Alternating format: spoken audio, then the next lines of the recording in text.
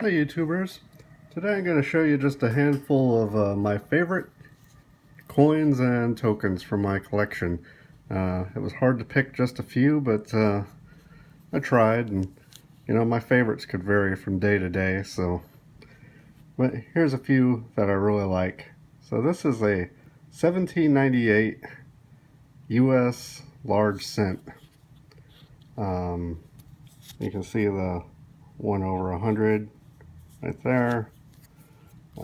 This particular one, the 1798, the 8 is over the 7.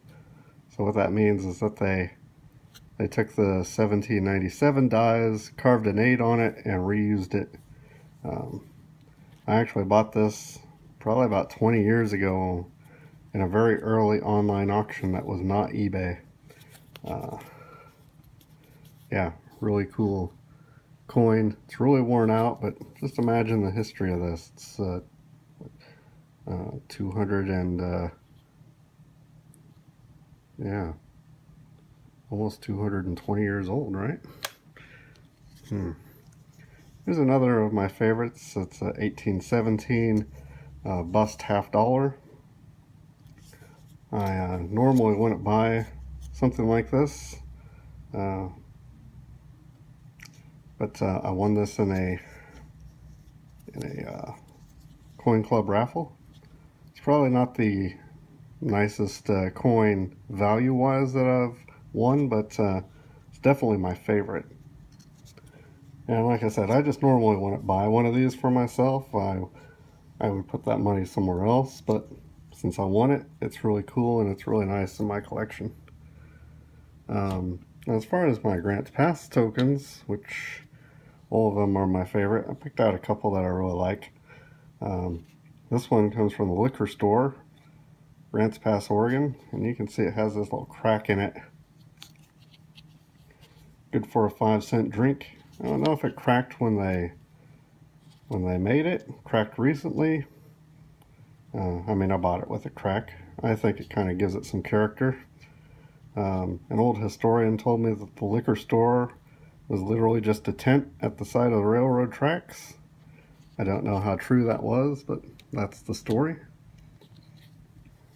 And here's one from the Miners Exchange, Grants Pass.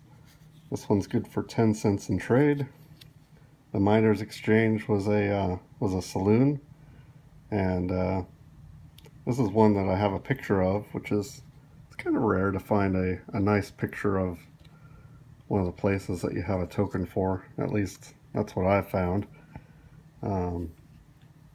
So here's one just from Oregon in general. This one's Clark's Place, Huntington, Oregon. It says all white help. That's good for 50 cents in trade. So at the time there were a lot of Chinese miners in Huntington. That's where the all white help thing comes from. If you go to Huntington today, you can actually still see this faded, but it's still painted on the side of one of the buildings there. And this one here, Metzker and McKee, Plush, Oregon. Really small town, kind of in eastern Oregon. It's near the Heart Mountain Antelope Refuge. It's just a town that I really like. To imagine that there was anything there that would make a token. I mean, today all there is a little store and a church. So I just find that one pretty cool. From my world collection, here's one that I really like. It has Pedro II, the Emperor of Brazil. And it's kind of something, neat little piece of history of the Americas, and they don't teach in school. This one here is Maximilian. He was the Emperor of Mexico. This is 1 peso. This is a rare time I ponied up and bought a coin like this. It's a nice large silver coin. But again, this is a neat piece of history that they tend not to teach in school. From my Hard Times collection, I really like this Ugly Head Liberty that has the Locofoco crown, just because I find the history behind the whole Locofoco movement fascinating. And yeah, oh man, they made her ugly. And of course, this Martin Van Buren one, I just love the slogan. The second thoughts of the people, or the sober second thoughts of the people, are okay.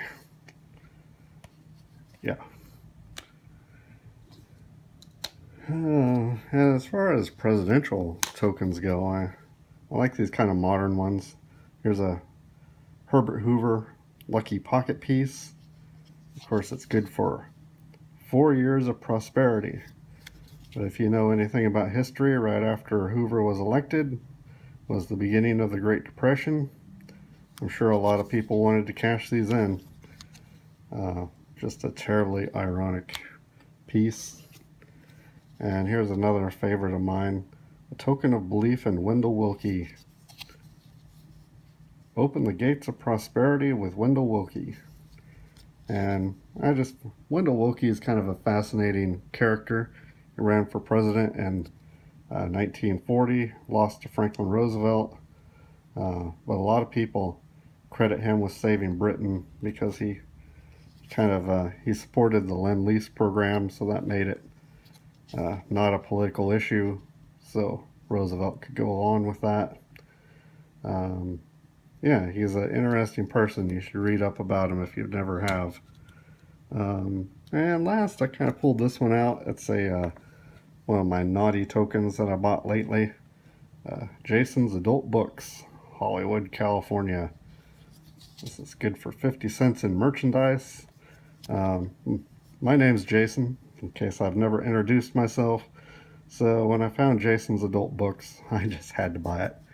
So that's kind of my new favorite of my naughty token collection. And so those are a few of my favorite coins and tokens. Like I said, it could change day to day which are my favorites, but these are a few of them.